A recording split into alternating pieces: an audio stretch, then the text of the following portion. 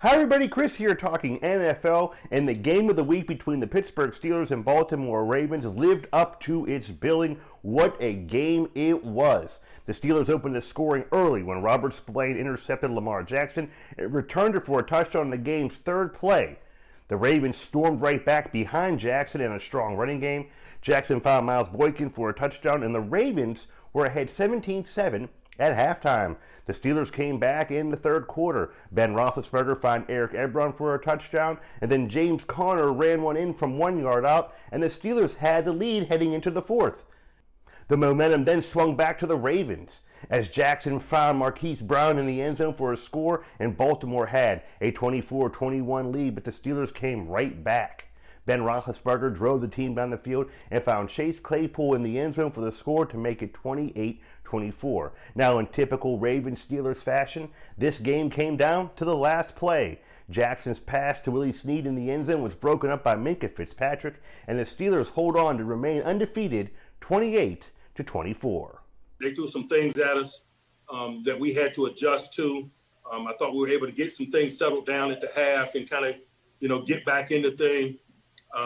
Injuries are a part of it. It's significant, but I thought losing Tyson Alualu in game and losing Mike Hilton prior to the game, those are two critical rundown defenders that made it tough for us to function at times because they are exceptional in running the football. And so we acknowledged that. We knew we could bleed a little bit, but the story is beyond that. We lack detail in some areas, and so we got to work to get better and fortify ourselves for the next opportunity. Like I always say, it's good to do that with a win.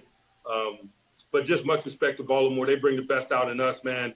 This rivalry is what it is, man. Hopefully it was entertaining to football fans worldwide. I got to give a lot of credit, especially in the second half, to the receivers, tight ends. I mean, we literally were just, I was telling the line of protection and moving guys around and playing backyard football, if you will. And so I don't know that we called too many kind of quote unquote plays in the second half when we were in that mode. It was more, hey, run this, and that to me that's credit to the receivers and Ebron and other guys that just able to make plays. And we got, I was able to get the ball in my hand and get guys the ball in their hand and let them make plays. So they made so many plays in the second half. It was awesome. Yeah, the turnovers, I feel, is the reason we lost the game. I put that on me. The start of the game, the first drive, a pick six. Then we drive to the red zone, a fumble. Got to get the ball out quick because we know they're dominant up front. And then a pick off the player from the flat, throwing at the mark. Got to clean those up, and I feel we won that game. So that's all to it. So the Steelers are now 7-0 on the season. Next week they will travel to Dallas to take on the Cowboys at 4:25. The Ravens are now 5-2. They head out to Indianapolis to take on the Colts. That game kicks off at 1 o'clock. Also, after yesterday's game, the Steelers acquired inside linebacker Avery Williamson from the New York Jets, along with a 2022 7th-round pick. In return, they sent a 2022 5th-round pick to New York.